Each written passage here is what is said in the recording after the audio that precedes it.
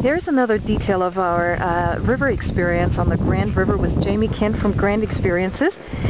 Over on this side on the bank, what is this here? Maybe, I don't know how well we can see it. I think we can see it here. Yeah. What is it over there? I see a lot of old logs sticking right out of the riverbank, and they're horizontal. That was originally a road, a corduroy road. It was made of logs laid side by side.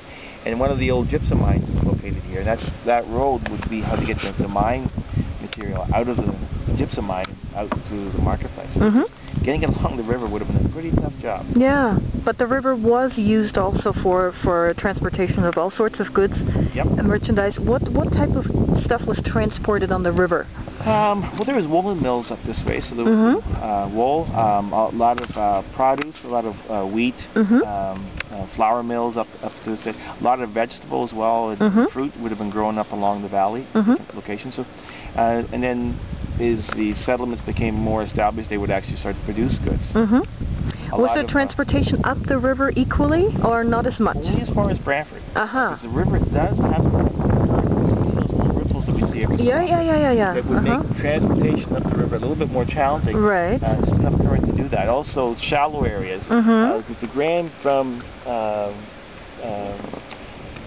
above Brantford really is on the average depth of about 3 feet usually. So it's not a deep river, so it's hard to get bigger boats up it.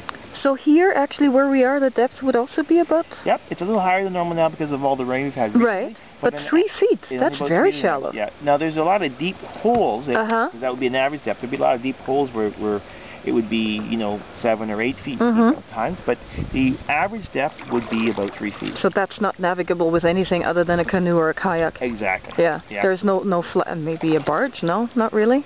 They said they did have in the early hundreds, and they would bring it down during the spring when the water was higher. They would bring barges down, but it was a one-way trip. One-way trip. You'd go down and you wouldn't come back up. Exactly. Very interesting.